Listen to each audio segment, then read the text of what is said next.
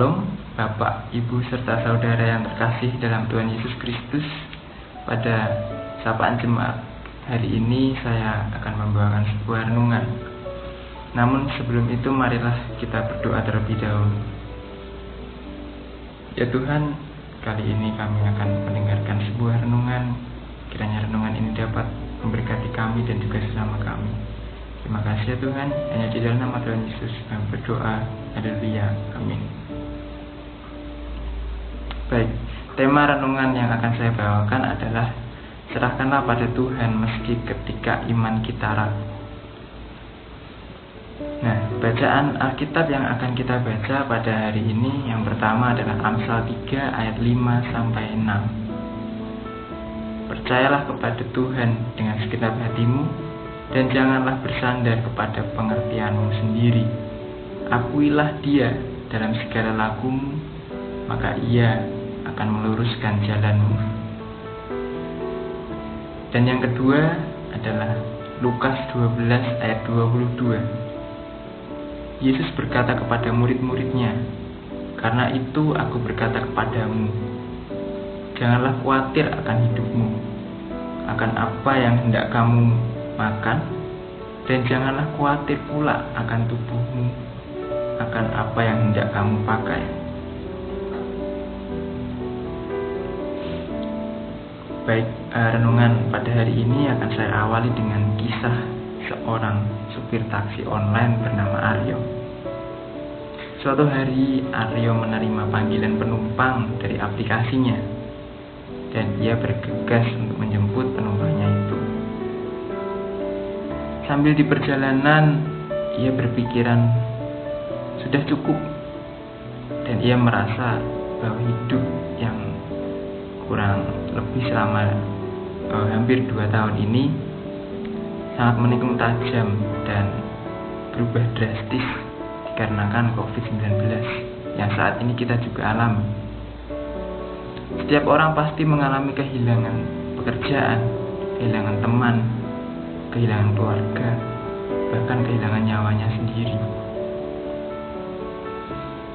Penumpang kali ini adalah sepasang orang tua.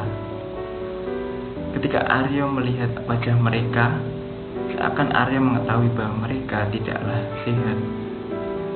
Ketika Aryo membukakan pintu untuk mereka, sang ibu menegaskan dan menjelaskan kepada Aryo bahwa mereka sedang tidak sehat dan mereka sedang positif COVID.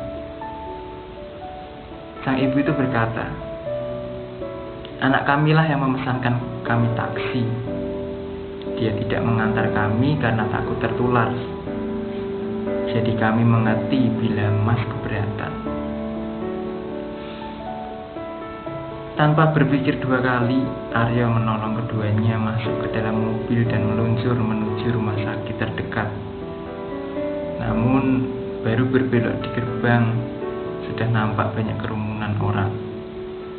Ketika Aryo hendak mendaftarkan kedua orang itu ke UGD, ternyata UGD dan kamar rawat penuh.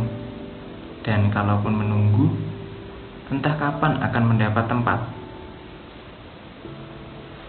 Mendengar hal itu, kedua orang tua itu langsung memucat wajahnya. Kemudian mereka berdua mencoba menelpon anak-anak mereka. Namun tak satu pun anak mereka yang mereka telepon mengangkat teleponnya. Lalu Aryo menghampiri mereka dan berkata, "Mari saya antar lagi ke rumah sakit yang lain."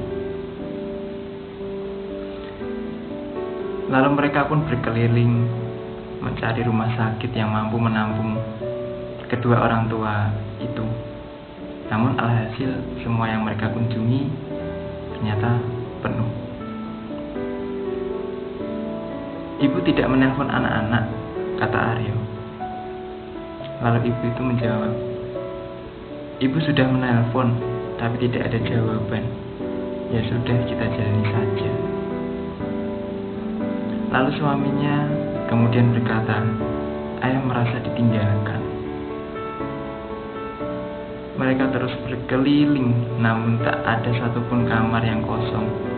dan sang ibu meminta untuk pulang saja. Lalu Aryo mengangguk dengan muram. Baik Bu, nanti di Suharjo kita belok sebentar. Akhirnya ada teman yang bersedia meminjamkan tabung oksigen untuk berjaga-jaga. Bagaimana Bu? Kata Aryo. Tatapan mereka bertemu di spion dan sang ibu matanya berkaca-kaca dan mengangguk penuh dengan rasa terima kasih. Sepanjang perjalanan pulang, Aryo terus memikirkan kedua orang tersebut. Apa yang akan terjadi pada mereka? Bagaimana kalau malam ini mereka gagal napas? Siapa besok yang membantu mereka mencari kamar rumah sakit? Dan bagaimana bila pertolongan terlambat?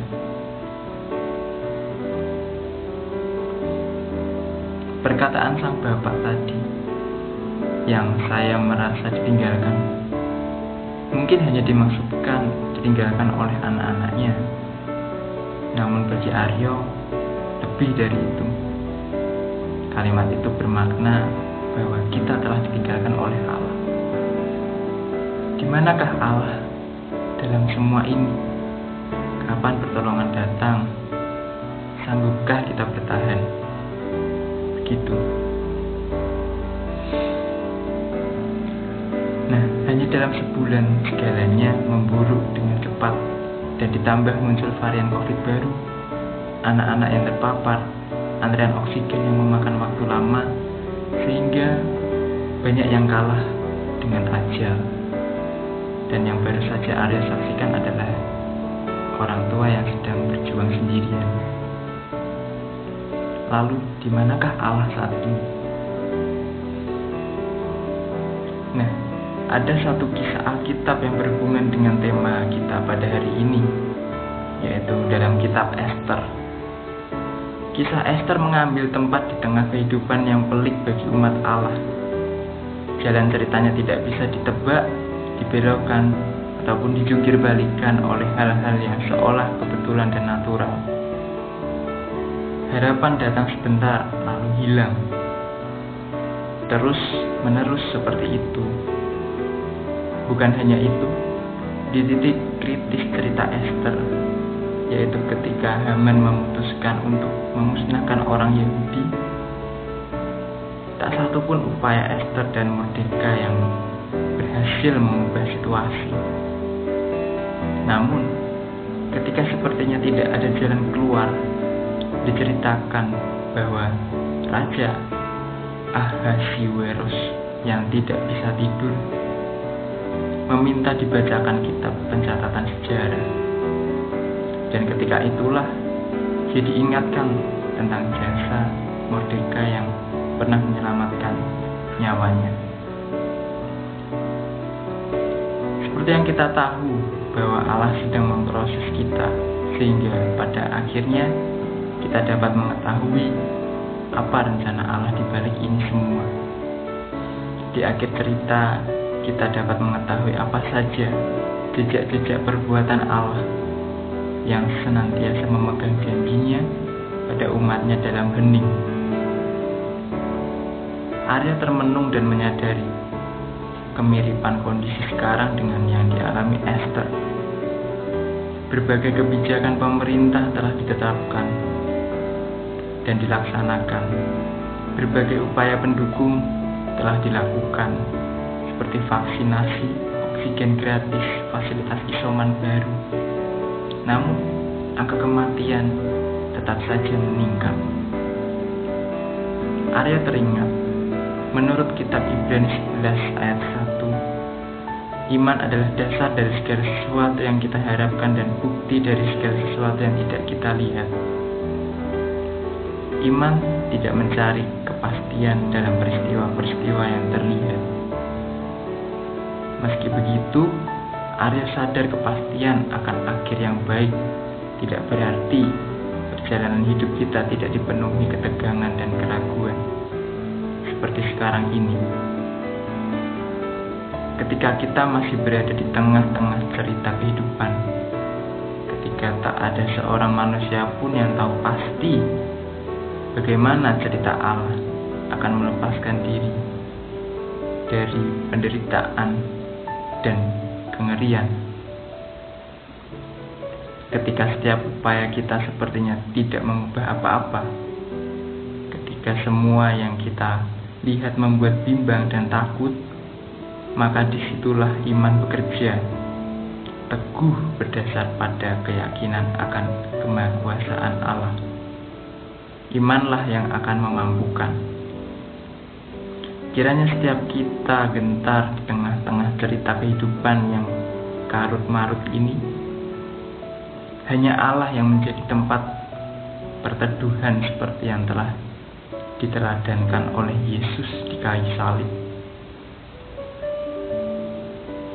Kita tahu, seperti kita, meski Yesus mengetahui kepastian akan akhir yang penuh kemenangan, di tengah-tengah cerita, yaitu di atas kayu salib, dalam penderitaannya yang melampaui penderitaan siapapun juga, dalam naturnya sebagai manusia, ia berseru, "Allahku, Allahku, mengapa engkau meninggalkan aku?" Namun tidak seperti kita dan para murid, Yesus tidak melupakan akhir dari setiap kisah dalam Alkitab. Dia mengenal Bapanya dan memilih tetap setia. Dia menyerahkan hatinya hanya kepada Allah dan bukan kepada yang terlihat. Lalu Yesus berseru dengan suara nyaring, "Ya Bapa, ke dalam tangan-Mu kuserahkan nyawaku." Dan sesudah berkata demikian, ia menyerahkan nyawanya. Arya menghela nafas dalam-dalam dan perlahan hatinya mulai tenang dan damai. Ia mungkin tidak tahu akan seperti apa hari esok dan seperti apa kondisi masa pandemi ini. Yang jelas, ia telah melakukan bagiannya dan sisanya tinggal Allah yang akan mengerjakan janjinya. Ya, terima kasih. Sekian renungan yang dapat saya sampaikan. Untuk menutup, marilah kita berdoa. Terima kasih ya Tuhan atas renungan pada hari ini. Kiranya renungan ini dapat memberkati kami dan mengubahkan hidup kami. Terima kasih atas segala janji-Mu, atas segala berkat-Mu, dan kiranya kami dapat senantiasa memuliakan nama-Mu di tengah pandemi ini ya Tuhan. Dan kiranya iman kami dapat terjaga, dapat selalu teguh ya Tuhan, dapat selalu berpengharapan kepada Engkau ya Tuhan. Terima kasih ya Tuhan. Hanya di dalam nama Tuhan Yesus kami berdoa. Haleluya, amin. Ya baik, kiranya renungan ini dapat memberkati kita semua dan tetap jaga iman, jaga imun. Tuhan Yesus memberkati.